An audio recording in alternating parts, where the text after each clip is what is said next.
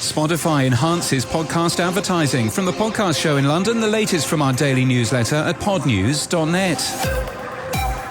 Spotify has added their call-to-action cards for podcasts for advertisers in the UK, Canada and Australia.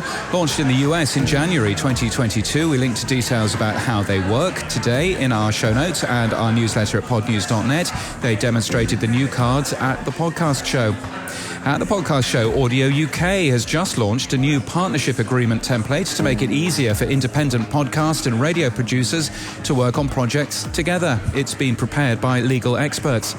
At the podcast show, podcast equipment manufacturer Focusrite teased an upcoming partnership with Acast. The companies will collaborate on forthcoming projects designed to empower and better serve their mutual podcaster audiences, they say, rather opaquely. We're promised more details next month.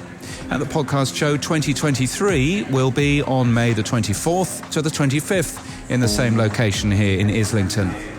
Evocs has announced a set of new monetization options for publishers on the popular Spanish language podcast platform. Transistor has launched Transistor Websites, a way to generate beautiful podcast websites for free.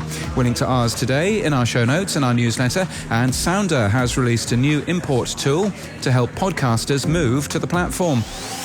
In People News, Sky Pillsbury is to launch a new podcast newsletter. We could all do with another one of those. It's called The Squeeze. She was the original writer for Inside Podcasting and also wrote for Hot Pod.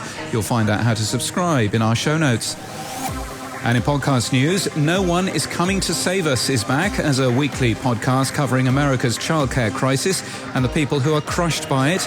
Every Thursday, Gloria Riviera examines what's broken in the system and how we can work together to fix it. It's presented by Neighbourhood Villages and is made by Lemonada Media, and we thank them for their support this month. And Western Edition has a new season this week looking at the past, present and future of the Chinatown neighbourhood in Los Angeles, a story of community resilience and racial discrimination. It launched on Tuesday. And that's the latest from our newsletter. To read all the stories and subscribe, we're at podnews.net.